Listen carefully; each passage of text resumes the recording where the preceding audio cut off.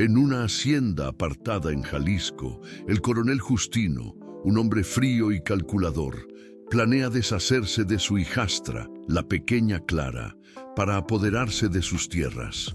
Pero cuando la leal yegua blanca de la niña, Copito de Nieve, presencia la crueldad, se forja un lazo de lealtad indestructible. En una noche de terror, mientras las llamas consumen el hogar de Clara, el amor de Copito de Nieve se transforma en valentía indomable. Pero lo que el coronel no sabe es que toda una comunidad está dispuesta a arriesgarlo todo para proteger a la niña y a su caballo héroe, en una batalla épica entre el bien y el mal, donde la justicia florece en los lugares más inesperados. Pero antes de que continuemos, si a ti también te emocionan historias así, haz clic para suscribirte ahora y ayúdanos a traer más cuentos de coraje y lealtad. Gracias. Y ahora, vamos a ver qué pasó. La propiedad del coronel Justino se extendía por kilómetros de tierra fértil en el interior de Jalisco, rodeada de montañas verdes y arroyos cristalinos que cortaban el paisaje como venas de plata. Era una de las haciendas más grandes de la región, y todos sabían que el coronel había construido su fortuna con puño de hierro y astucia implacable. A los 60 años era un hombre imponente, de bigote canoso y mirada fría como el acero, siempre vistiendo trajes impecables, incluso bajo el sol ardiente del desierto. El matrimonio con Ana se había celebrado como el evento del año en el pequeño pueblo de San Miguel. Ella, una viuda de 35 años, poseía una belleza serena y un corazón generoso que había conquistado el respeto de todos los vecinos. Lo que pocos sabían era que Ana era propietaria de una extensa franja de tierra heredada de su primer marido, terreno que colindaba con la hacienda del coronel y que él codiciaba desde hacía años. Esas tierras eran estratégicas, cortadas por el río principal de la región y con un suelo perfecto para la expansión de sus negocios. El problema era Clara. La niña de 7 años tenía el cabello castaño rizado que brillaba al sol y ojos verdes expresivos como los de su madre. Desde que el coronel se había mudado a la casa, Clara demostraba una resistencia silenciosa pero constante a su presencia. No lo llamaba papá. Evitaba quedarse a solas con él, y cuando se veía obligada a convivir, sus pequeños ojos parecían ver a través de sus intenciones. Peor aún, Clara era la heredera legal de las tierras de Ana, y mientras la niña existiera, los planes de expansión del coronel permanecerían bloqueados. Durante meses intentó diferentes enfoques. Primero, la seducción con regalos caros que Clara recibía con educación, pero sin entusiasmo. Después, la intimidación sutil, con miradas duras y comentarios cortantes que hacían que la niña se encogiera. Ana, ciega por lo que creía que era amor, interpretaba la frialdad de Clara como un berrinche infantil e imploraba a su hija que le diera una oportunidad a su nuevo padrastro. Pero el coronel sabía la verdad. Clara era demasiado inteligente para su edad y desconfiaba de él. Ella representaba el único obstáculo entre él y el control total de las tierras que tanto deseaba. La solución que germinaba en su mente era terrible, pero había llegado demasiado lejos para retroceder. La oportunidad surgió una mañana de octubre, cuando Ana viajó a la capital, Guadalajara, para resolver asuntos bancarios. El coronel se levantó antes del amanecer y ensilló 2 caballos, su semental negro y Copito de Nieve, la yegua blanca que Clara había recibido de su padre biológico y que era su compañera inseparable. El animal tenía un pelaje blanco como la nieve recién caída y ojos inteligentes que parecían entender cada palabra de la niña. Clara, ponte tus botas. Vamos a inspeccionar la ribera del río hoy, dijo el coronel con voz firme, fingiendo autoridad paternal. La niña se resistió, como siempre lo hacía cuando estaban solos, pero terminó obedeciendo. Montaron los caballos y siguieron por el sendero que conducía a la parte más densa de la propiedad, donde antiguas operaciones madereras habían dejado estructuras abandonadas cubiertas por la vegetación. El lugar era aislado, lejos de cualquier casa o trabajador, perfecto para lo que el coronel planeaba. Copito de Nieve seguía dócilmente, pero sus orejas se movían constantemente como si presintiera algo malo. La yegua conocía bien ese sendero, pero nunca habían ido tan profundo en el monte. Clara acariciaba el cuello del animal, susurrando palabras cariñosas que parecían calmar tanto a la yegua como a sí misma. Después de una hora de cabalgata, llegaron a un claro donde se alzaba una antigua garita de madera, construida décadas antes por leñadores para vigilar las operaciones de tala. La estructura estaba deteriorada, con tablas sueltas y cubiertas de musgo, pero aún en pie. El coronel desmontó y ató los caballos a un árbol cercano, manteniendo a los animales lo suficientemente lejos de la garita. «Necesito que entres ahí y verifiques si hay señales de ocupación ilegal», dijo, señalando la puerta de la garita. «Algunos invasores podrían estar usando nuestra propiedad para acampar». Clara se bajó de Copito de Nieve con vacilación, sus instintos infantiles gritando peligro. La yegua relinchó suavemente, como si intentara advertirle, pero la niña había sido educada para obedecer a los adultos. Con pasos lentos, se acercó a la puerta de madera carcomida. «Entra rápido, no tenemos todo el día», presionó el coronel, la impaciencia filtrándose a través de su máscara de autoridad. Clara empujó la puerta, que chirrió fuerte en los goznes oxidados. El interior era oscuro y olía a moho y descomposición. Apenas había dado 2 pasos cuando oyó el sonido de la puerta cerrándose tras ella, seguido por el ruido inconfundible de una tranca que se colocaba desde el exterior. «Coronel Justino, coronel», gritó corriendo hacia la puerta e intentando empujarla. «Por favor, sácame de aquí». Desde el exterior, el coronel ya estaba vertiendo queroseno en las paredes externas de la construcción. Sus movimientos eran metódicos y fríos, como si estuviera ejecutando una tarea rutinaria. Los gritos de Clara se intensificaron cuando el olor del combustible le llegó a través de las rendijas de la madera. Copito de Nieve presintió el peligro incluso antes de que se encendiera el primer fósforo. La yegua comenzó a forcejear contra la cuerda que la ataba, relinchos desesperados resonando por el monte. Sus ojos se fijaron en el coronel, que ahora sostenía una caja de fósforos con manos firmes. «Lo siento, Clara», murmuró, encendiendo la primera cerilla, «pero algunas decisiones difíciles deben tomarse por el bien mayor». Las llamas subieron rápidamente por las paredes secas de la garita.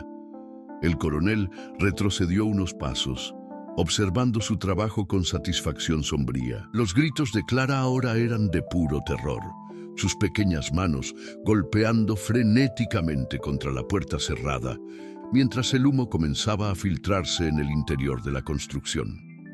Copito de Nieve lo presenció todo, sus ojos inteligentes captando cada detalle de la crueldad que se desarrollaba ante ella. La yegua sabía que su pequeña dueña estaba en peligro mortal, y algo primitivo y poderoso despertó en su pecho.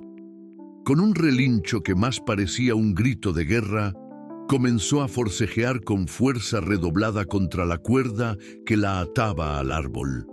El coronel montó en su semental, satisfecho con el trabajo ejecutado. En pocos minutos no quedaría nada más que cenizas y la historia de un trágico accidente en el monte. Clara se habría perdido, encontrado la garita abandonada y, por mala suerte, habría sido víctima de un incendio accidental. Ana quedaría destrozada, pero él estaría allí para consolarla y, con el tiempo, las tierras serían definitivamente suyas. Mientras se alejaba, el coronel no vio a Copito de Nieve finalmente lograr reventar la cuerda con un último tirón desesperado.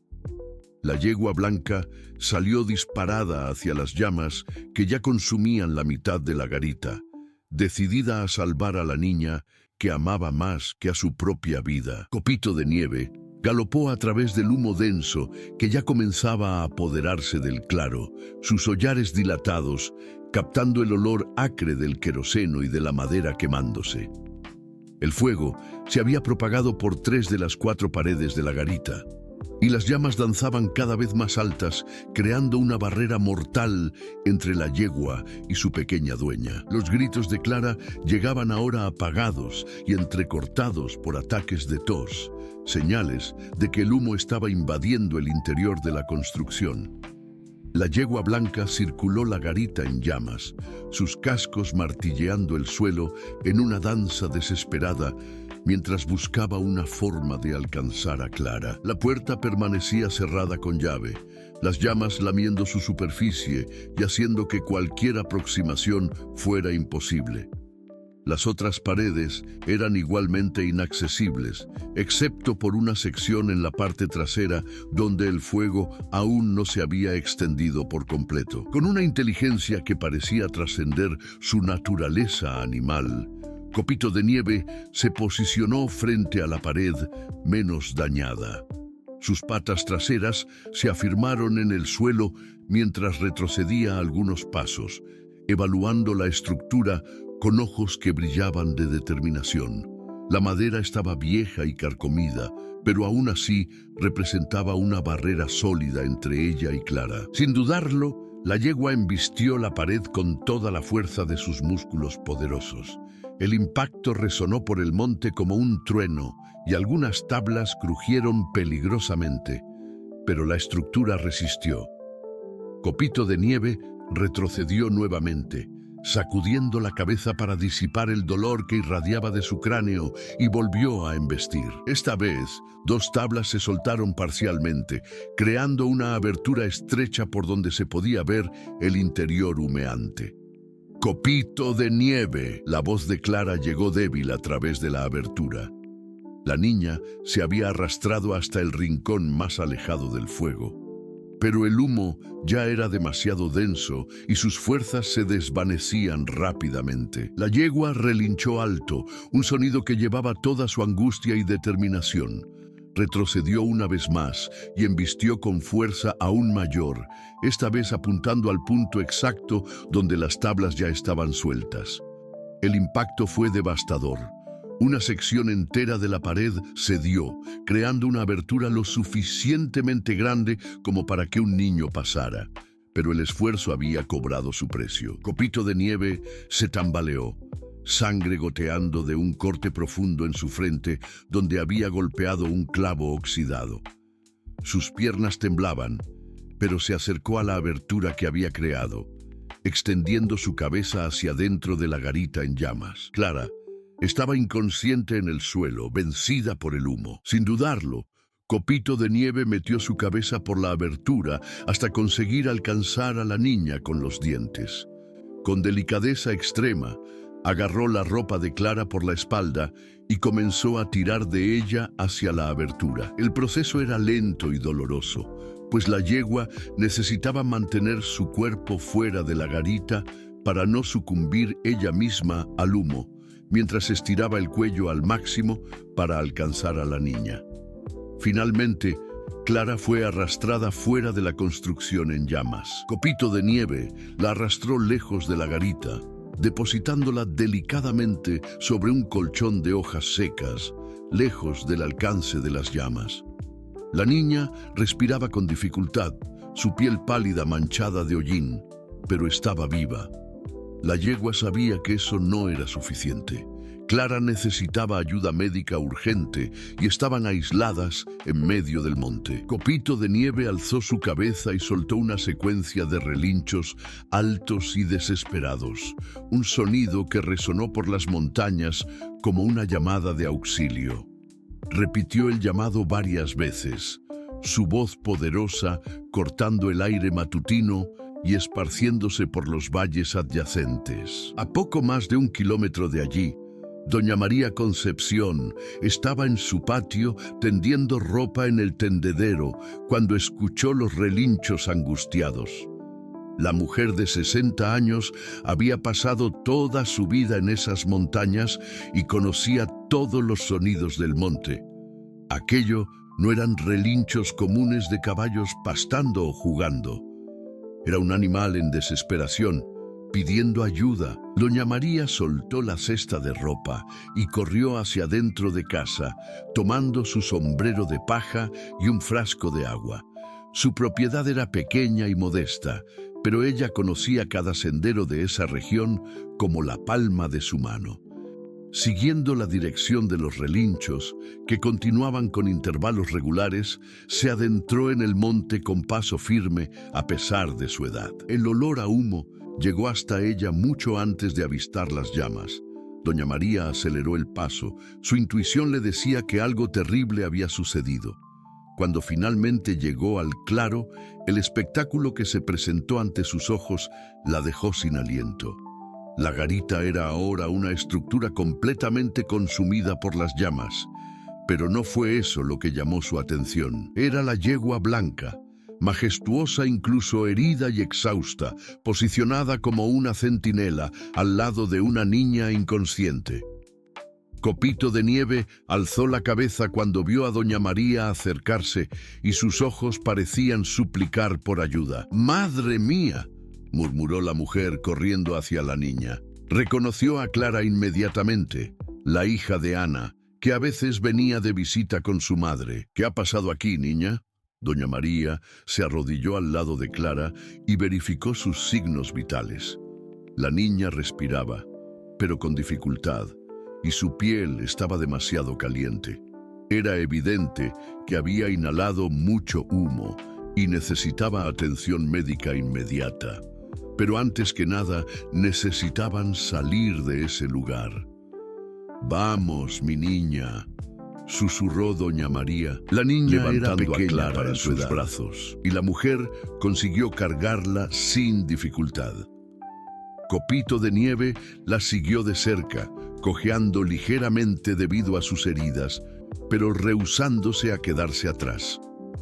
Conforme caminaban por el sendero de vuelta, Doña María no conseguía parar de pensar en lo que había presenciado. La garita había quemado de forma demasiado uniforme y rápida para ser un accidente natural. ¿Y por qué Clara estaría sola en esa parte aislada de la propiedad, donde estaba el coronel Justino, que debería estar cuidando de la niña en ausencia de Ana? Cuanto más pensaba, más sus sospechas crecían.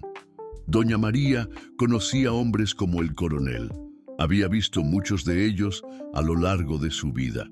Hombres que consideraban a los demás solo obstáculos o herramientas para alcanzar sus objetivos. Y una niña huérfana con derecho a tierras valiosas sería exactamente el tipo de problema que alguien así podría querer resolver de forma definitiva. Al llegar a su humilde casa, Doña María acostó a Clara en su propia cama y comenzó a tratar las heridas superficiales de la niña. Limpió el hollín del rostro infantil, ofreció pequeños sorbos de agua cuando Clara finalmente despertó y aplicó compresas frías para aliviar la irritación causada por el humo. Clara abrió los ojos lentamente, aún tosiendo y desorientada. Cuando vio el rostro bondadoso de Doña María inclinado sobre ella, sus primeras palabras fueron un susurro casi inaudible. «Él me encerró allí dentro. El coronel Justino me encerró y prendió fuego». Doña María sintió la sangre helarse en sus venas. Sus peores sospechas se habían confirmado. Acarició suavemente los cabellos de la niña y dijo con voz firme: «Estás a salvo ahora, mi hija. Doña María no va a dejar que nadie te lastime». Del lado de afuera, Copito de Nieve se había acostado en el porche, pero mantenía los ojos fijos en la puerta, como si supiera que su misión aún no había terminado. La yegua había salvado a Clara de las llamas, pero el peligro aún no había pasado. Y ella estaría allí, vigilante, lista para proteger a su pequeña dueña de cualquier nueva amenaza. Durante 3 días, Clara permaneció en la cama de Doña María, alternando entre periodos de sueño agitado y momentos de vigilia silenciosa. El humo había irritado gravemente sus vías respiratorias, y una tos persistente la acompañaba, Pero lo que más preocupaba a la bondadosa señora eran las marcas invisibles que el trauma había dejado en el alma de la niña. Clara hablaba poco, y cuando lo hacía, era siempre en susurros, como si temiera que su voz pudiera atraer algún peligro. Doña María había transformado su modesta casa en un verdadero santuario de cuidados. Preparaba tés de hierbas medicinales que recolectaba en su propio patio, manzanilla para calmar, gordolobo para aliviar la tos y toronjil para ayudar a Clara a dormir sin pesadillas. A cada pocas horas verificaba la temperatura de la niña, cambiaba las compresas húmedas en su frente y ofrecía pequeñas porciones de caldo de pollo preparado con todo el cariño. La casa de Doña María era pequeña pero acogedora, con paredes de adobe pintadas de azul claro y ventanas siempre abiertas para dejar entrar la brisa de las montañas. Había flores en macetas por todas partes, begonias, violetas y geranios que llenaban el ambiente con sus colores vibrantes y perfume suave. En la cocina, ollas de barro eran apiladas con cuidado y el fogón de leña permanecía siempre encendido, esparciendo un calor acogedor por todos los cuartos. Copito de Nieve había establecido residencia en el patio, rehusándose categóricamente a alejarse de la casa. Doña María había intentado llevarla de vuelta a la hacienda del coronel, pero la yegua simplemente no se movía del lugar. Era como si ella supiera que su misión de proteger a Clara aún no había terminado. La señora cuidó también de las heridas del animal, limpiando los cortes en su frente y aplicando pomadas caseras hechas con sábila y caléndula. En el cuarto día, Clara finalmente se sentó en la cama y aceptó un plato entero de sopa. Sus ojos verdes, antes apagados por el trauma, comenzaron a mostrar señales de vida nuevamente. Fue entonces que contó a Doña María, con detalles dolorosos, todo lo que había sucedido en el monte, como el coronel la había llevado hasta la garita, como la había encerrado allí dentro y prendido fuego en la construcción.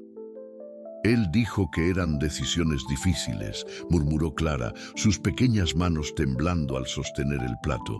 Dijo que era para el bien mayor, pero yo no entendí, Doña María. ¿Qué bien puede venir de lastimarme? La señora sintió lágrimas brotar en sus ojos. Se sentó en el borde de la cama y envolvió a Clara en sus brazos maternales, un abrazo que hablaba más que 1000 palabras de consuelo. No hay bien ninguno en eso, mi hija. Lo que él hizo fue una maldad terrible y tú no merecías pasar por esto, pero ahora estás a salvo conmigo. Fue en ese momento que el vínculo verdadero comenzó a formarse entre ellas. Clara, que había crecido sin la presencia constante de una figura materna dedicada, pues Ana, aunque amorosa, estaba siempre dividida entre los quehaceres de la hacienda y las demandas de su nuevo marido. Encontró en Doña María algo que no sabía que estaba buscando. Era una sensación de seguridad absoluta, de amor incondicional que no dependía de tierras, dinero o conveniencias sociales. Doña María, por su parte, había perdido a sus propios hijos años antes, víctimas de una epidemia que había asolado la región. Su casa había quedado demasiado vacía, su corazón carente demasiado. Cuidar de Clara despertó en ella todos los instintos maternales que había guardado con tanto cariño, haciéndola sentirse completa nuevamente. En los días que siguieron, una rutina dulce y reconfortante se estableció entre ellas. Clara despertaba con el aroma del café de olla recién hecho y del pan de maíz, asándose en el horno de leña. Doña María le enseñaba pequeñas tareas domésticas, como separar los frijoles, regar las plantas y alimentar a las gallinas, siempre con paciencia infinita y palabras de aliento. «Tienes manos gentiles», decía la señora, cuando Clara ayudaba a cuidar de las flores. Las plantas crecen mejor cuando sienten cariño. Por la tarde se sentaban en el porche de madera, Clara acurrucada en el regazo de Doña María, mientras la mujer contaba historias de su juventud o enseñaba puntos de ganchillo. Copito de Nieve pastaba tranquilamente en el patio, siempre atenta, siempre protectora, sus orejas moviéndose al menor ruido extraño. Las noches eran dedicadas a las historias. Doña María tenía un repertorio infinito de cuentos sobre princesas valientes, animales parlantes y héroes improbables. Clara oía con los ojos brillando, olvidando temporalmente los horrores que había vivido. Era en esos momentos que se permitía ser niña nuevamente, risueña y curiosa como debía ser. «Cuenta la del caballo que salvó a la princesa», pedía Clara una noche, acariciando el lateral del cuello de Copito de Nieve a través de la ventana abierta. «Ah, esa es fácil», sonrió doña María. «Era una vez una princesa que estaba en gran peligro, encerrada en una torre por un rey malvado, pero ella tenía un caballo mágico, blanco como la nieve, que la amaba tanto que fue capaz de derribar las paredes de la torre para salvarla». Clara rió por primera vez desde el incidente, un sonido cristalino que llenó el corazón de doña María de alegría.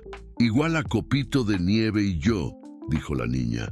«Exactamente igual», confirmó la señora, besando la coronilla de la niña. Durante ese periodo de recuperación, doña María tomó una decisión que cambiaría sus vidas para siempre. No podía simplemente devolver a Clara al coronel, sabiendo lo que había intentado hacer. La niña necesitaba protección real, de alguien que colocara su bienestar por encima de cualquier interés material. Y ella, María Concepción de los Santos, había encontrado en la niña la familia que pensara haber perdido para siempre. Clara también sentía esa conexión profunda.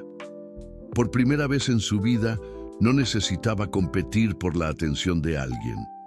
No había negocios que discutir, tierras que administrar o apariencias sociales que mantener. Había solo amor puro y cuidado genuino. Doña María la escuchaba cuando hablaba, valoraba sus opiniones y la hacía sentirse importante por quien era, no por lo que poseía. Una semana después del rescate, Clara ya estaba corriendo por el patio, jugando con las gallinas y ayudando a doña María a recoger verduras de la huerta. Su tos había disminuido significativamente y la sonrisa había retornado a su rostro. Pero lo más importante era la luz que había vuelto a sus ojos, una luz de esperanza y confianza que el coronel había intentado apagar para siempre. «Doña María», dijo Clara en una tarde soleada, mientras ayudaba a tender ropa en el tendedero, «¿puedo quedarme aquí para siempre? ¿Puedo ser su hija de verdad?».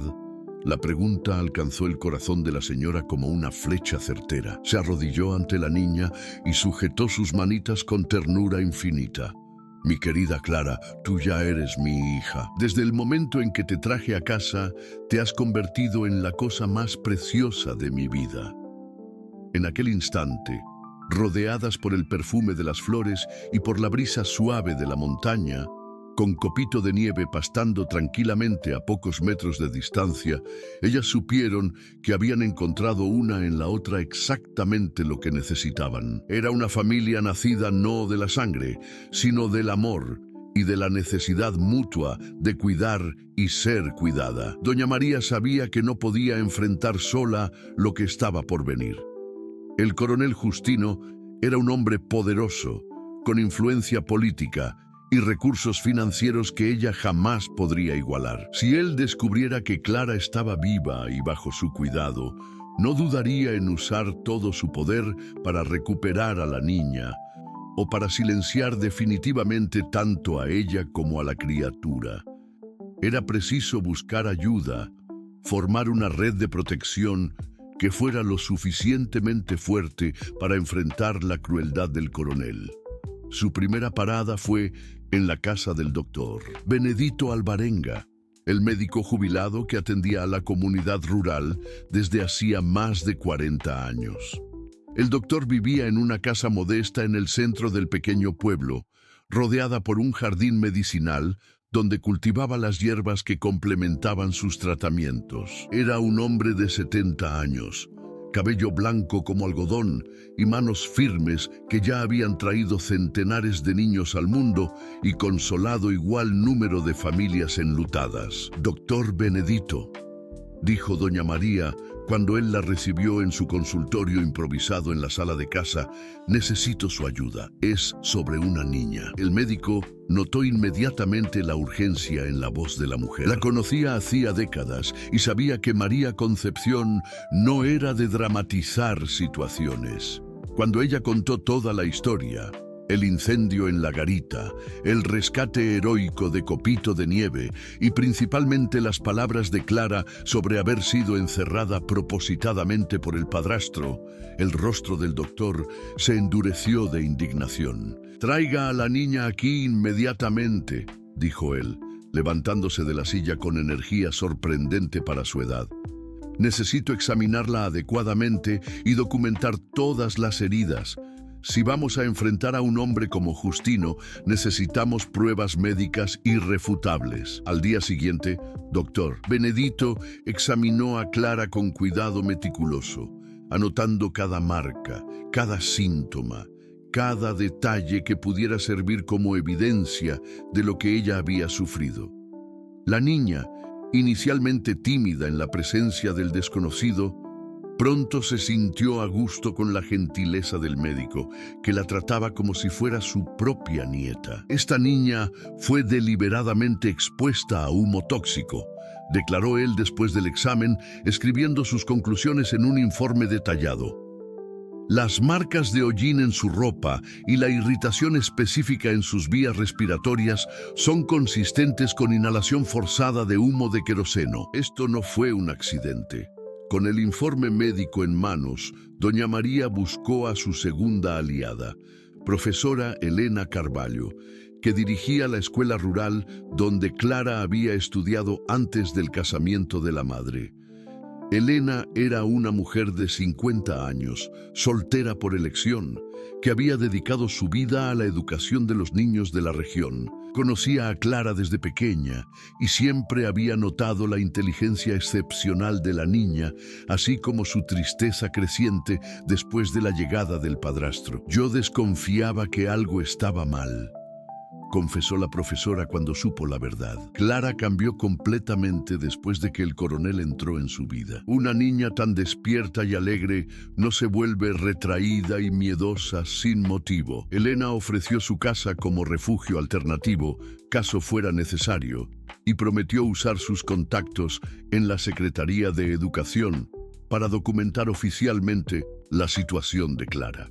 Como educadora respetada, su palabra tenía peso considerable en la comunidad. El tercer miembro de la alianza vino a través de una sugerencia del doctor Benedito, padre Antonio, el párroco de la iglesia local. El padre era un hombre joven, de apenas 35 años, que había llegado a aquella parroquia 2 años antes con ideas progresistas sobre justicia social y protección de los vulnerables. Diferente de muchos religiosos de la región, él no se doblegaba ante el poder económico y tenía un histórico de confrontar injusticias, incluso cuando eso le costaba donaciones generosas. «La Iglesia tiene el deber de proteger a los inocentes», declaró padre Antonio después de oír el relato. «Y una niña intentó ser asesinada por codicia. Eso es imperdonable ante Dios y de los hombres». El padre ofreció no solo el santuario de la iglesia, donde Clara podría refugiarse si fuera necesario, amparada por el derecho de asilo religioso, sino también su influencia moral sobre los fieles de la comunidad. Muchos trabajadores de la hacienda del coronel frecuentaban su iglesia, y él sabía cómo plantar semillas de duda sobre el carácter verdadero de su patrón. El cuarto aliado surgió de forma inesperada, sargento Cícero Mendonza, de la Policía Militar jubilado, que vivía en una pequeña propiedad en los alrededores del pueblo. Cícero había sido presentado al grupo por el doctor Benedito, que conocía su reputación de hombre íntegro y valeroso. Durante sus 30 años de servicio, el sargento había enfrentado coroneles corruptos y hacendados violentos, siempre del lado de la ley y de la justicia. Tentativa de homicidio es un crimen, dijo Cícero con su voz grave y autoritaria. No importa cuánto dinero el sujeto tenga o cuántos políticos sean sus amigos. La ley es para todos. Aunque jubilado, Cícero mantenía contactos activos en la corporación y conocía delegados y fiscales que no se dejaban intimidar por presiones políticas. Él se ofreció para servir como enlace entre el grupo y las autoridades competentes cuando llegara la hora de formalizar las denuncias. La quinta y última integrante de la alianza fue doña Francisca, la partera más respetada de la región. Era una mujer pequeña y delgada, de 65 años, pero con una fuerza moral que impresionaba a todos. Francisca había traído al mundo a la mitad de los niños de la región, incluyendo a Clara, y conocía todos los secretos de las familias locales. Su papel sería crucial para movilizar a las madres de la comunidad, creando una red de protección femenina que estaría siempre atenta a cualquier movimiento sospechoso del coronel. Una niña que yo traje al mundo no va a morir en las manos de un hombre ambicioso, declaró doña Francisca con firmeza. Las mujeres de esta región saben el valor de una vida y vamos a proteger a Clara como si fuera hija de cada una de nosotras. Durante una reunión en la casa de doña María, los 5 aliados establecieron un plan de protección detallado. Clara nunca quedaría sola. Siempre habría por lo menos 2 adultos de confianza cerca. La casa sería vigilada discretamente por los vecinos simpatizantes de la causa. Cualquier movimiento sospechoso del coronel o de sus secuaces sería inmediatamente comunicado a los demás miembros de la alianza. Dr. Benedito se encargaría de mantener registros médicos actualizados sobre el estado de Clara, creando un histórico que comprobara su recuperación bajo los cuidados de doña María. Profesora Elena documentaría el progreso educacional de la niña, mostrando cómo ella florecía lejos de la influencia negativa del padrastro. Padre Antonio usaría sus sermones para predicar sobre la protección de los inocentes, preparando la conciencia de la comunidad para lo que estaba por venir. Sargento Cícero estableció contacto con el delegado Ronaldo Peixoto, un hombre íntegro de la capital que no tenía ligaciones políticas con el coronel. Juntos comenzaron a construir un dossier sobre Justino, investigando discretamente otros posibles crímenes cometidos por el hacendado a lo largo de los años. Doña Francisca organizó una red de informaciones entre las mujeres de la región, creando un sistema de comunicación rápida que permitiría alertar a todo el grupo en cuestión de minutos caso surgiera cualquier amenaza. Somos una familia ahora, dijo doña María al final de la primera reunión, con Clara durmiendo tranquilamente en sus brazos. Y familia protege a familia, no importa lo que venga por delante. Los 5 adultos se miraron con determinación renovada. Ellos sabían que estaban enfrentando un adversario poderoso y sin escrúpulos, pero también sabían que estaban del lado correcto. Clara tenía derecho a la vida, a la seguridad y a la felicidad, y ellos harían todo a su alcance para garantizar esos derechos. Allá afuera, Copito de Nieve permanecía en su vigilia constante, las orejas siempre atentas a cualquier sonido sospechoso. La yegua parecía comprender que una tempestad se aproximaba y que sería necesaria toda su valentía y lealtad para proteger a la niña que había salvado de las llamas. El coronel Justino había pasado 2 semanas enteras representando el papel del padrastro desesperado. Cuando Ana retornó de su viaje y descubrió que Clara había desaparecido durante una inspección en el monte, su dolor fue tan genuino y devastador que hasta mismo el coronel sintió un leve desconforto en su conciencia endurecida. Ana lloraba día y noche, organizaba grupos de búsqueda con los vecinos e imploraba a las autoridades locales que no desistieran de buscar a su hija. El coronel mantenía su máscara de aflicción con perfección calculada. Él lideraba las búsquedas durante el día, gritaba el nombre de Clara por los montes y ofrecía recompensas generosas a quien trajera cualquier información sobre el paradero de la niña. Por la noche, Consolaba a Ana con abrazos que parecían genuinos, susurrando palabras de esperanza que sabía que eran falsas. Pero por detrás de esa fachada, una inquietud creciente comenzaba a corroer sus entrañas.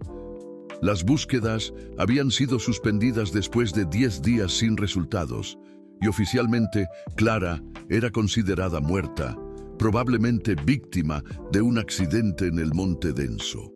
Ana había aceptado la versión de que la niña se perdió y fue atacada por animales salvajes o cayó en algún precipicio. Los documentos de herencia ya estaban siendo revisados y las tierras codiciadas finalmente estarían bajo su control total.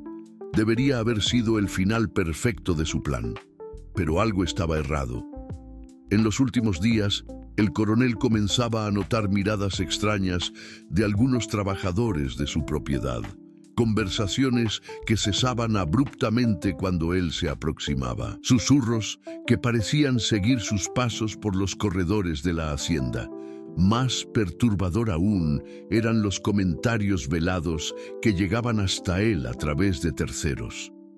Qué extraño que Clara se haya perdido justamente cuando estaba sola con el padrastro, había dicho la esposa del capataz durante la misa dominical, sin saber que sus palabras serían repetidas al coronel horas después. Una niña despierta como ella, conociendo la propiedad como conocía, murmuraba el dueño del almacén local cuando vendía suministros para la hacienda.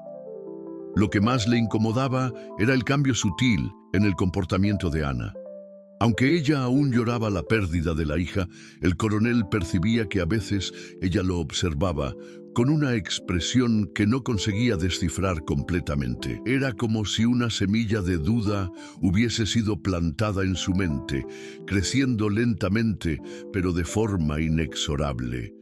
La paranoia del coronel alcanzó su pico en una mañana cuando su capataz más antiguo, Joaquim, vino hasta él con una información perturbadora. «Coronel», dijo el hombre tirando el sombrero de la cabeza en un gesto respetuoso, «el señor me pidió para quedar de ojo en cualquier cosa extraña en la región.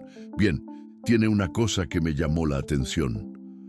«Hable luego», respondió Justino, intentando mantener la voz casual, a pesar de la tensión que comenzaba a apretar su pecho. «Es sobre doña María Concepción, aquella señora que vive en la casita cerca del arroyo. En los últimos días, ella ha recibido visitas bien extrañas. El doctor Benedito, la profesora Elena, el padre, hasta el sargento Cícero jubilado apareció por allá, y tiene una cosa más». El coronel sintió la sangre helarse en sus venas. «¿Qué cosa?» «Tiene una yegua blanca pastando en el patio de ella. Una yegua igual a Copito de Nieve, de la niña Clara. Puede ser coincidencia, pero...» Justino no dejó al capataz terminar la frase. Su mente comenzó a trabajar furiosamente, conectando puntos que prefería que permaneciesen separados. Doña María vivía cerca del monte donde él había abandonado a Clara. Si por algún milagro imposible la niña hubiese sobrevivido al incendio, era lógico que buscase la casa más próxima por ayuda. «¿Usted tiene seguridad de que era Copito de Nieve?», preguntó intentando mantener la voz firme. «Bien, coronel, yegua blanca no es tan común por aquí, y esa de allá tiene una marca oscura en la frente, igual a la de la niña». El coronel dispensó a Joaquim con una disculpa cualquiera y se encerró en su escritorio. Su mente racional decía que era imposible. Él había visto las llamas consumiendo la garita, había esperado hasta tener seguridad de que la estructura estaba completamente destruida. Nadie podría haber sobrevivido a aquel infierno. Pero, ¿y si...? La idea de que Clara pudiese estar viva y siendo protegida por una red de personas de la comunidad lo llenaba de un terror que no sentía hacía décadas. Si la niña realmente hubiese sobrevivido, si ella contara a alguien lo que realmente había sucedido en el monte, todos sus planes se derrumbarían como un castillo de naipes. Peor aún, él podría ser acusado de intento de homicidio. Aun con toda su influencia política y poder económico, sería imposible sofocar un escándalo de esa magnitud. Su reputación sería destruida, sus negocios arruinados, y él podría hasta mismo acabar en la prisión. En aquella noche, el coronel mal consiguió dormir. Cada ruido de la casa lo hacía sobresaltar, cada sombra en las paredes parecía asumir la forma acusatoria de una niña de 7 años. Él necesitaba descubrir la verdad y necesitaba actuar rápidamente antes de que la situación huyese completamente de su control. En la mañana siguiente, él envió a 2 de sus secuaces más confiables, Toniño y Seca, hombres sin escrúpulos que ya habían ejecutado servicios especiales para él en el pasado, para investigar discretamente la casa de Doña María. Las instrucciones fueron claras: descubrir si había una niña viviendo allá y si esa niña era Clara. Pero cuidado, advirtió el coronel, nada de violencia aún, solo observación. Si ustedes encuentran lo que yo sospecho, vuelven inmediatamente y me reportan. ¿Entendieron? Los 2 hombres partieron en una motocicleta vieja, vestidos como trabajadores rurales comunes. Pasaron el día rondando los alrededores de la propiedad de Doña María, escondidos entre los árboles y arbustos, observando cada movimiento. Lo que vieron confirmó los peores temores del coronel. Clara estaba viva, jugando en el patio de la casa sencilla, aparentemente saludable y feliz. Copito de Nieve pastaba tranquilamente cerca y la propia Doña María trataba a la niña con cariño maternal obvio. Más preocupante aún fue la constatación de que la casa estaba siendo vigilada. Los secuaces notaron que vecinos pasaban con frecuencia sospechosa por la carretera, siempre observando atentamente los alrededores. Era evidente que toda una red de protección había sido establecida en torno de la niña. Cuando Toniño y Seca retornaron con su informe, el coronel sintió como si el suelo hubiese desaparecido debajo de sus pies. Clara no solo había sobrevivido, sino que estaba siendo protegida por personas que obviamente sabían la verdad sobre lo que había acontecido en el monte. «Coronel», dijo Toniño, «tiene una cosa más. La niña parece estar bien cuidada, pero cuando nosotros nos aproximamos más de la casa, aquella yegua blanca quedó agitada. Es como si ella supiese que éramos peligrosos». La paranoia del coronel ahora se transformaba en desesperación. Él tenía 2 opciones: huir de la región y abandonar todo lo que había construido, o eliminar definitivamente todos los obstáculos a su plan original. Y Justino no era el tipo de hombre que huía de sus problemas. «Ustedes 2 vuelvan allá hoy a la noche», ordenó él, su voz fría como hielo. «Esta vez no es para observar, es para resolver el problema de una vez por todas. La niña, la vieja que la está escondiendo y cualquiera que esté protegiéndolas, hagan parecer un asalto que salió mal». Los secuaces se miraron entre ellos, comprendiendo perfectamente lo que estaba siendo ordenado. No sería la primera vez que ejecutaban ese tipo de servicio para el coronel, pero nunca había envuelto a una niña antes. «¿Y si alguien viene atrás a investigar?», preguntó Seca. «Nadie va a investigar nada», respondió el coronel con frialdad. «Ustedes son discretos y yo cuido de las autoridades locales. Cuando amanezca mañana, ese problema no va a existir más». En cuanto planeaba su solución final, el coronel no sabía que su conversación con los secuaces había sido parcialmente oída por un trabajador leal a la familia de Ana, que inmediatamente corrió para alertar la red de protección que se había formado en torno de Clara. La sombra del villano se aproximaba rápidamente, pero esta vez la niña no estaría sola para enfrentarla.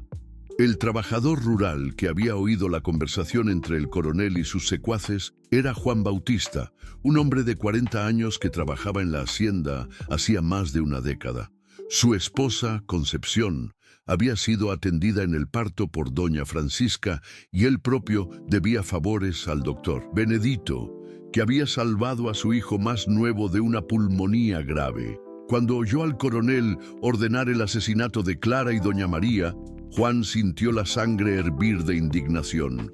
Sin perder tiempo, él corrió hasta la casa del sargento Cícero, que vivía más próximo de la hacienda. Eran 7 horas de la noche cuando batió desesperadamente en la puerta del militar jubilado, las manos temblando de nerviosismo y urgencia. «Sargento Cícero, por el amor de Dios, el señor necesita oír lo que yo tengo para decir», jadeó Juan, así que la puerta se abrió. Cícero percibió inmediatamente la gravedad de la situación por el estado del hombre. En pocos minutos, Juan había relatado todo lo que oyera. Los secuaces siendo enviados para eliminar a Clara y doña María, la orden para hacer parecer un asalto y la total frialdad con que el coronel había planeado los asesinatos. «¡Maldito!», gruñó Cícero, socando la mesa con fuerza. No satisfecho en intentar matar a la niña una vez, ahora quiere terminar el servicio. El sargento inmediatamente accionó la red de comunicación que habían establecido. En 15 minutos, doctor Benedito, profesora Elena, padre Antonio y doña Francisca estaban reunidos en la casa de Cícero, todos con expresiones tensas y determinadas. «Tenemos pocas horas», dijo Cícero, asumiendo naturalmente el liderazgo militar de la situación. «Según Juan, los secuaces deben atacar durante la madrugada. Necesitamos actuar rápido y de forma coordinada». Doctor Benedito fue el primero en hablar. «Debemos sacar a Clara y doña María de aquella casa inmediatamente. Pueden quedar en mi casa esta noche». «No», interrumpió Cícero, balanceando la cabeza. «Si simplemente huyésemos, el coronel va a perseguir a ustedes hasta conseguir lo que quiere. Necesitamos acabar con esto de una vez por todas». Fue entonces que padre Antonio tuvo una idea que cambiaría todo. ¿Y si usásemos eso como una oportunidad para capturar a los secuaces en flagrante, con testigos y evidencias irrefutables? Los ojos de Cícero brillaron con aprobación. «Continúe, padre. Podemos esconder a Clara en un lugar seguro, pero dejar a doña María en la casa, protegida por nosotros. Cuando los secuaces lleguen para ejecutar el plan, estaremos esperando, con testigos, cámaras y Juan aquí para confirmar las órdenes que oyó». Profesora Elena frunció la frente preocupada. «Es muy arriesgado. ¿Y si algo sale mal? Entonces creamos múltiples camadas de seguridad», respondió Cícero, su mente militar ya elaborando estrategias. «Yo tengo una cámara vieja que aún funciona. Podemos filmar todo y tengo contactos en la policía de la capital que pueden llegar aquí en 2 horas si yo llamo ahora». Doña Francisca, que había permanecido en silencio, finalmente habló. «Y yo conozco un lugar donde Clara puede quedar absolutamente segura. Mi hermana vive del otro lado de la montaña, en una casa que ni el coronel sabe que existe. La niña puede pasar algunos días allá hasta que resolvamos todo». El plan fue refinado rápidamente. Clara sería llevada inmediatamente para la casa de la hermana de doña Francisca, acompañada por la propia Francisca para tranquilizarla. Doña María quedaría en su casa, pero cercada por una protección invisible. Cícero se escondería en el granero con su escopeta y la cámara. Doctor Benedito quedaría en la casa vecina con su teléfono listo para llamar refuerzos. Y padre Antonio permanecería en la iglesia próxima, donde podría ver la casa de doña María y sonar la campana como señal de alerta si fuese necesario. Profesora Elena quedaría responsable por documentar todo por escrito, creando un registro detallado de los eventos para las autoridades. Juan Bautista volvería para la hacienda para actuar normalmente, pero mantendría los oídos atentos a cualquier cambio en los planes del coronel. A las 9 horas de la noche, el plan estaba en movimiento. Clara fue despertada gentilmente por doña María, que explicó con cariño que necesitaba hacer un viaje especial con doña Francisca. «¿Pero por qué, doña María?», preguntó la niña, aún soñolienta pero percibiendo la tensión en el aire. «Porque a veces necesitamos ser valientes para protegernos, mi hija», respondió la señora, abrazando a Clara con fuerza. «Doña Francisca va a cuidar de ti por algunos días mientras yo resuelvo unas cosas importantes aquí». Clara sintió miedo, pero confiaba completamente en doña María. ¿Copito de Nieve viene conmigo? Copito de Nieve queda aquí para protegerme, dijo doña María, forzando una sonrisa tranquilizadora. Pero ustedes se reencuentran luego, yo prometo. La despedida fue desgarradora.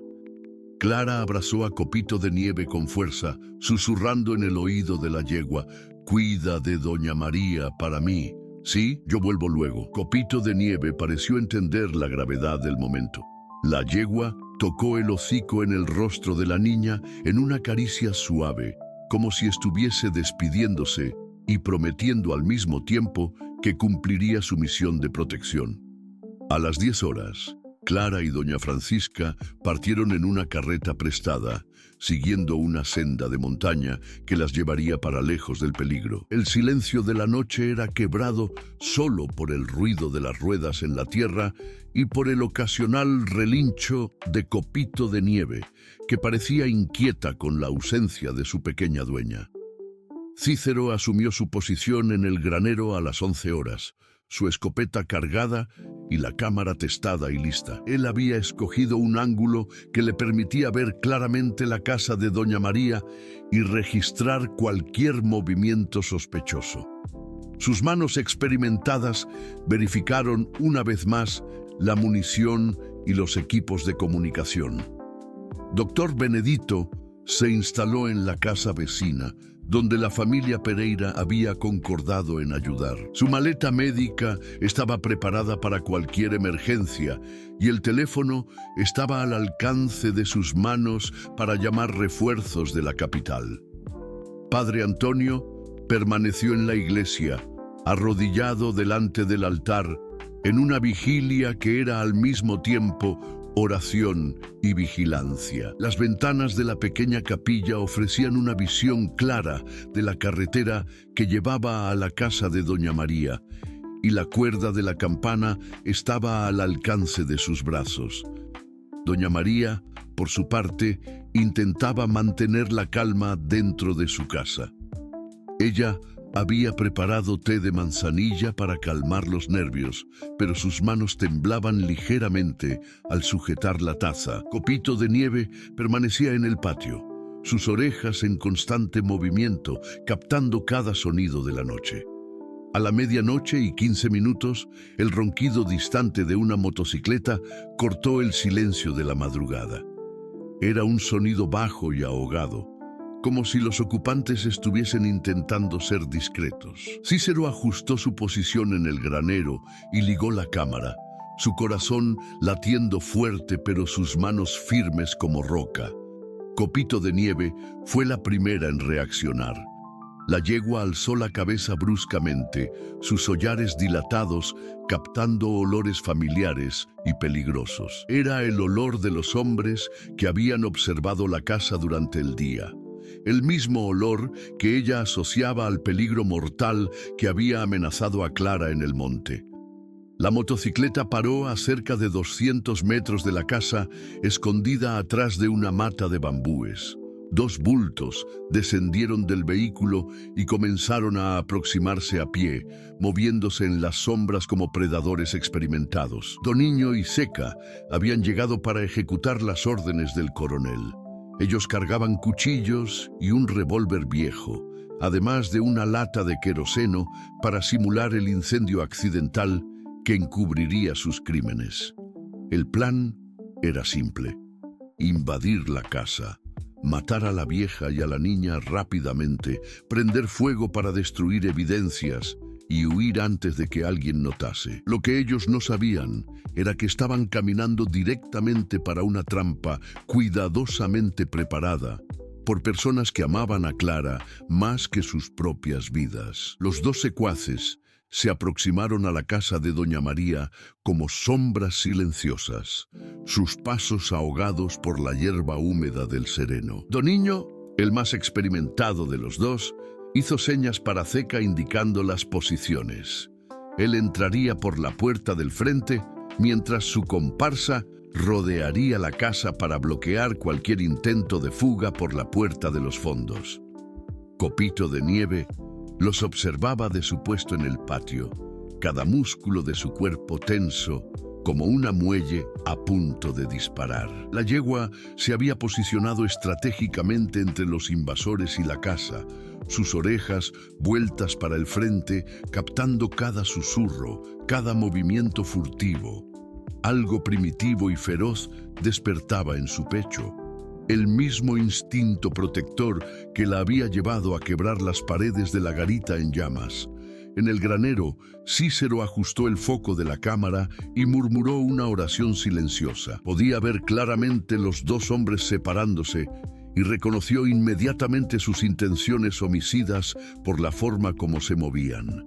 Eran predadores experimentados, acostumbrados a ese tipo de trabajo sucio. Su mano se cerró con más fuerza en el cabo de la escopeta. Toniño testó la manilla de la puerta del frente y descubrió que estaba trancada, como esperado. Sacó una ganzúa del bolsillo. No era la primera vez que invadía una casa para resolver problemas del coronel. En pocos segundos, la cerradura se dio con un clic casi inaudible. Doña María estaba sentada en su silla de balanceo en la sala, las manos ocupadas con un trabajo de ganchillo que temblaban visiblemente. Ella sabía que ellos estaban llegando. Había oído el ronquido distante de la motocicleta y visto a Copito de Nieve posicionarse defensivamente. Su corazón batía como un tambor, pero ella se forzó a mantener la apariencia de normalidad. La puerta se abrió lentamente, crujiendo en los goznes como el suspiro de un fantasma. Toniño entró primero, un cuchillo largo brillando en su mano derecha. Sus ojos pequeños y crueles basculizaron el ambiente hasta encontrar la figura frágil de la señora anciana. ¿Dónde está la niña?, preguntó él con voz ronca, dando un paso en dirección a doña María. ¿Qué niña?, respondió ella, intentando sonar confusa a pesar del terror que sentía. No sé de qué usted está hablando, mi hijo. Toniño rió con desdén. No se haga la tonta, vieja. Sabemos que Clara está aquí. El coronel quiere conversar con ella. Clara, pero Clara murió en el incendio en el monte, dijo doña María manteniendo su farsa. Todo el mundo sabe de eso. ¡Mentirosa!, gruñó el secuaz, avanzando con el cuchillo en alto. Vamos a acabar luego con esa encenación. Fue en ese momento que Seca apareció en la puerta de los fondos, bloqueando la salida como planeado. La casa está cercada, Toniño. No tiene a nadie más aquí, solo a la vieja. Entonces vamos a buscar a la niña en el patio, dijo Toniño. Y después nosotros resolvemos el problema de la testigo aquí. Pero cuando Seca intentó salir por la puerta de los fondos para buscar a Clara, encontró a Copito de Nieve plantada directamente en su camino. La yegua se había movido silenciosamente hasta la puerta y ahora bloqueaba completamente el pasaje. Sus ojos brillaban con una inteligencia casi humana y todo su cuerpo irradiaba una amenaza palpable. «Toniño», llamó Seca con nerviosismo, «tiene un caballo aquí que no quiere salir del frente». «Es solo un animal, su idiota», respondió Toniño irritado. «De un susto en él que él sale corriendo». Seca intentó intimidar a Copito de Nieve agitando los brazos y haciendo ruidos altos, pero la yegua no solo permaneció inmóvil, como dio un paso en su dirección, las orejas ahora pegadas para atrás en una clara demostración de agresividad. Un relincho bajo y amenazador salió de su garganta. «Ese caballo no es normal», murmuró Seca, retrocediendo instintivamente. Dentro de la casa, Toniño había perdido la paciencia. Él agarró a doña María por el brazo y la jaló de la silla con violencia. «Basta de bromas, vieja. ¿Dónde usted escondió a la niña?» «Yo ya dije que no sé de niña ninguna», insistió doña María, intentando soltarse del apretón doloroso. «Entonces usted va a morir por nada», dijo Toniño, alzando el cuchillo. Fue en ese momento que Copito de Nieve decidió actuar. Viendo a través de la ventana abierta que su protectora humana estaba en peligro mortal, la yegua hizo algo extraordinario.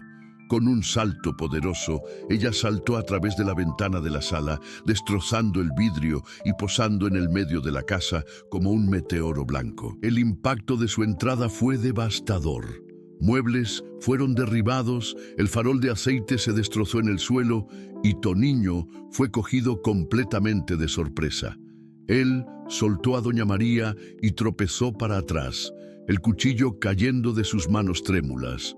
Copito de Nieve se irguió en las patas traseras, sus patas delanteras cortando el aire peligrosamente cerca de la cabeza de Toniño. El secuaz intentó alcanzar su cuchillo, pero la yegua se posicionó entre él y el arma, sus cascos martillando el suelo de madera con fuerza suficiente para quebrar tablas. ¡Ceca!, gritó Toniño en pánico. ¡Ayuda aquí! Pero Ceca tenía sus propios problemas. Cuando intentó entrar en la casa para ayudar al comparsa, Copito de Nieve rápidamente se viró y dio una coz certera en su pecho, mandándolo volando de vuelta para el patio. El hombre aterrizó pesadamente, la respiración cortada por el impacto. Del granero, Cícero filmaba todo con manos firmes, capturando cada segundo de la invasión y de la heroica defensa de Copito de Nieve. Pero cuando vio que la situación estaba escalando peligrosamente, él decidió intervenir. Saliendo de su escondite con la escopeta en puño, gritó: ¡Policía! ¡Suelten las armas y se rindan! Toniño, aún acorralado por Copito de Nieve dentro de la casa, miró desesperadamente alrededor, procurando una salida. Fue entonces que sus ojos posaron en la lata de queroseno que había dejado caer cerca de la puerta. Una idea desesperada se formó en su mente distorsionada. «Si no puedo tener a la niña», gruñó él, «entonces voy a terminar lo que el coronel comenzó». Él se lanzó en dirección a la lata, consiguiendo alcanzarla a pesar de los protestos furiosos de Copito de Nieve. Con movimientos frenéticos, comenzó a volcar el combustible por la sala, el líquido esparciéndose rápidamente por el suelo de madera. «¡Voy a quemar todo!», gritó Toniño, sacando una caja de fósforos del bolsillo. «La vieja, el caballo, la casa toda». Doña María gritó de horror cuando percibió sus intenciones. Copito de Nieve, comprendiendo instintivamente el peligro, intentó alcanzar a Toniño, pero el suelo resbaladizo de queroseno dificultaba sus movimientos. Del patio, Ceca se había recuperado parcialmente y sacado su revólver. Mismo atontado por la caída, él apuntó el arma en la dirección de la yegua, decidido a eliminar al menos aquella amenaza. «Va a morir, su animal maldito», murmuró él, el dedo cerrándose en el gatillo. Cícero, viendo el arma siendo apuntada para Copito de Nieve, no dudó. Su escopeta rugió en la noche y Ceca cayó antes de que pudiese disparar, alcanzado en el hombro derecho. Pero el tiro alertó a Toniño, que percibió que había más personas envueltas en la trampa. «¡Emboscada!», gritó él, rayando un fósforo con manos trémulas. «Pero ustedes van a todos quemar conmigo». La pequeña llama danzó peligrosamente cerca del queroseno derramado. Doña María estaba acorralada en un rincón de la sala. Copito de Nieve luchaba para mantener el equilibrio en el suelo resbaladizo, y Toniño sujetaba el fósforo como si fuese la llave para el infierno. Del lado de afuera, Cícero corría en dirección a la casa, Doctor Benedito emergía de la propiedad vecina, y la campana de la iglesia comenzó a sonar frenéticamente cuando Padre Antonio percibió que la confrontación había comenzado. El fósforo en la mano de Toniño quemaba cada vez más cerca de sus dedos.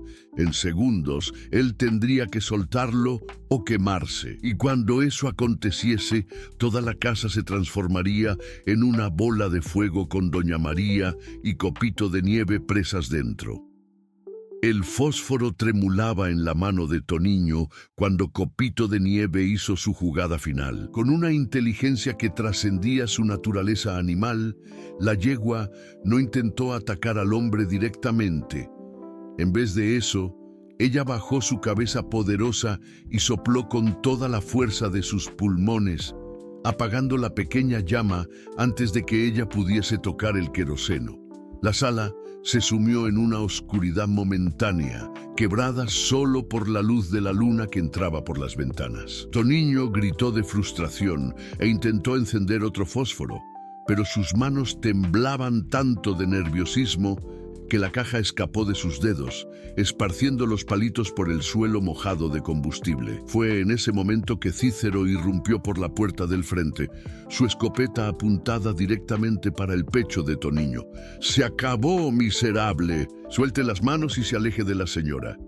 Detrás de él, Dr. Benedito entró cargando una linterna poderosa que iluminó toda la escena. El médico inmediatamente corrió para verificar el estado de Doña María, mientras Padre Antonio apareció en la puerta de los fondos, habiendo dejado su puesto en la iglesia al oír los tiros. Toniño, viéndose cercado y sin salida, intentó usar a Doña María como escudo humano, pero Copito de Nieve no permitió. La yegua se posicionó entre el secuaz y la señora anciana, creando una barrera infranqueable de músculos y determinación. Sus ojos brillaban con una furia protectora que hizo a Toniño retroceder instintivamente. «No vale la pena resistir», dijo Cícero con autoridad militar. «Su comparsa ya fue neutralizado, la casa está cercada y todo fue filmado. Ustedes fueron cogidos en flagrante intentando cometer asesinato». En el patio, Seca gemía de dolor con la herida en el hombro, completamente incapacitado para continuar la lucha. Profesora Elena había llegado con una cuerda y junto con Padre Antonio amarraron al secuaz herido para impedir cualquier intento de fuga. Percibiendo que su situación era desesperadora, Toniño intentó una última carta. «Ustedes no saben con quién se están metiendo. El coronel Justino no va a dejar eso pasar. Él tiene contactos en toda la región». «No más», dijo una voz firme de la puerta. Era Juan Bautista, el trabajador que había alertado sobre el plan. «Coronel, la policía de la capital ya está en camino. Y no son los policías locales que el señor acostumbra comprar, son investigadores federales». En la verdad, Cícero había usado sus contactos antiguos para accionar una operación especial. El delegado Ronaldo Peixoto, hombre íntegro de la capital, había partido para la región, así que recibió la llamada, trayendo consigo un equipo especializado en crímenes contra niños. Toniño, viendo que no tenía más opciones, finalmente se rindió.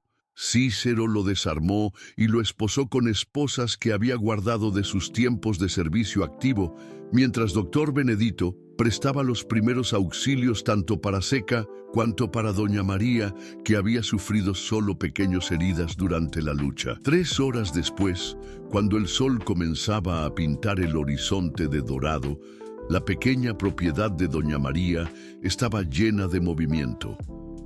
Los investigadores federales habían llegado y estaban recolectando evidencias, interrogando testigos y documentando cada detalle del crimen. La filmación de Cícero había capturado todo perfectamente.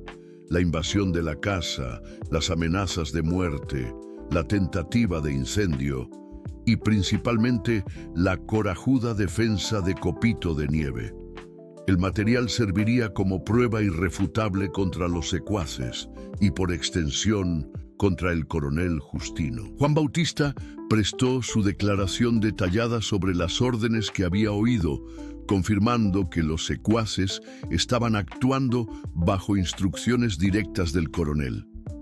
Otros trabajadores de la hacienda, encorajados por la prisión de los criminales, comenzaron a presentarse con relatos de otros crímenes y abusos cometidos por Justino a lo largo de los años. Cuando los investigadores finalmente llegaron a la hacienda para prender al coronel, lo encontraron intentando destruir documentos comprometedores en su chimenea. Ana, su esposa, asistía en choque mientras la verdad sobre el carácter de su marido se revelaba delante de sus ojos. «Usted intentó matar a mi hija», dijo ella con una voz que mezclaba dolor y furia. «Mi propia hija, que usted juró proteger». El coronel Justino fue preso sin resistencia, su arrogancia finalmente quebrada delante de la magnitud de las evidencias contra él. Las acusaciones incluían tentativa de homicidio calificado, incendio criminal, formación de pandilla y corrupción activa. Su influencia política no sería suficiente para salvarlo esta vez. Una semana después, Clara retornó de su refugio en la montaña para encontrar un mundo completamente transformado. La amenaza había pasado. El hombre que intentara matarla estaba en la prisión, y su madre Ana, liberta de las garras del coronel, había finalmente comprendido la extensión de la manipulación que sufriera. «Perdóname, mi hija», lloró Ana al abrazar a Clara. «Yo debería haber creído en ti desde el inicio. Debería haber percibido qué tipo de hombre él realmente era». Clara, con la sabiduría sorprendente de sus experiencias, abrazó a la madre con perdón genuino. «Él engañó a todo el mundo, mamá. Lo importante es que ahora estamos seguras». Pero la niña había tomado una decisión durante su semana lejos de casa. Cuando Ana sugirió que volviesen para la hacienda, Clara balanceó la cabeza con determinación. «Yo quiero quedar con doña María», dijo ella. «Ella me salvó cuando yo más necesité, y yo la amo como una abuela verdadera. Podemos visitar siempre, pero mi hogar ahora es aquí». Ana, aunque inicialmente herida por la decisión, luego comprendió la sabiduría de su hija. Doña María había probado ser la madre que Clara realmente necesitaba, y separar a la niña de aquella que había arriesgado la vida para protegerla sería otro acto de crueldad. Los arreglos legales fueron hechos con la ayuda de profesora Elena y del abogado honesto que había sido llamado para representar los intereses de Clara. Doña María se tornó oficialmente la tutora de la niña, mientras Ana mantenía sus derechos de visita y participación en las decisiones importantes. La pequeña casa de adobe azul se transformó verdaderamente en un hogar completo. Clara volvió a estudiar con profesora Elena. Ayudaba a doctor Benedito en sus consultas médicas, aprendiendo sobre plantas medicinales, y participaba de las actividades de la iglesia con Padre Antonio. Cícero se tornó una figura paterna presente, enseñándola sobre coraje y justicia. Copito de Nieve, claro, era la reina de aquel pequeño reino. La yegua habíase tornado una leyenda en la región. La historia de cómo ella salvara a Clara de las llamas y luego defendiera a su nueva familia se esparciera por todas las ciudades vecinas. Niños venían de lejos solo para ver el caballo héroe, y Copito de Nieve recibía todos los homenajes con la dignidad majestuosa de quien sabía haber cumplido su destino. Un año después, en una mañana soleada de primavera, Clara estaba sentada en el patio cepillando la crin sedosa de Copito de Nieve cuando oyó voces familiares aproximándose por la carretera. Era doña Francisca, que venía para el té de la tarde, acompañada por doctor Benedito y profesora Elena. «¿Cómo está mi niña corajuda hoy?», preguntó el doctor, desordenando cariñosamente los cabellos rizados de Clara. «Estoy bien», respondió ella con una sonrisa radiante. «Copito de Nieve y yo estábamos planeando qué flores plantar cerca del arroyo». «¿Y qué flores ustedes escogieron?», preguntó profesora Elena, sentándose en la hierba al lado de la niña. «Margaritas blancas», dijo Clara, acariciando el cuello de Copito de Nieve, «para combinar con el color de ella, y girasoles, porque ellos siempre miran para el sol, igual a la gente debe hacer».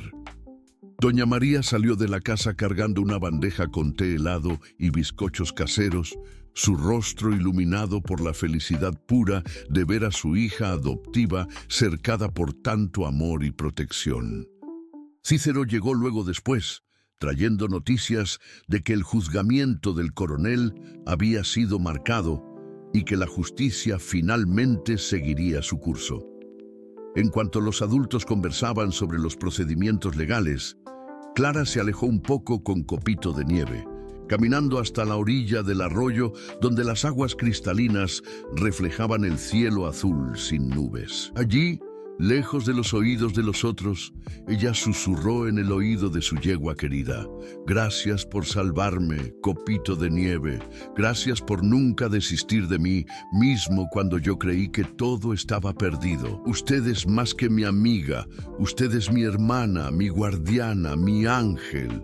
Copito de Nieve bajó su cabeza majestuosa y tocó delicadamente el rostro de Clara con su hocico suave, en un gesto que hablaba más que 1000 palabras sobre el amor incondicional que existía entre ellas. Allí, en aquel momento perfecto, cercadas por la naturaleza exuberante y por el eco distante de las risas de la familia que habían escogido, niña y yegua sabían que habían encontrado exactamente donde pertenecían. El sol se ponía lentamente atrás de las montañas, pintando el cielo de tonos dorados y rosados, en cuanto Clara y Copito de Nieve caminaban de vuelta para casa, donde doña María las esperaba con la cena lista e historias nuevas para contar.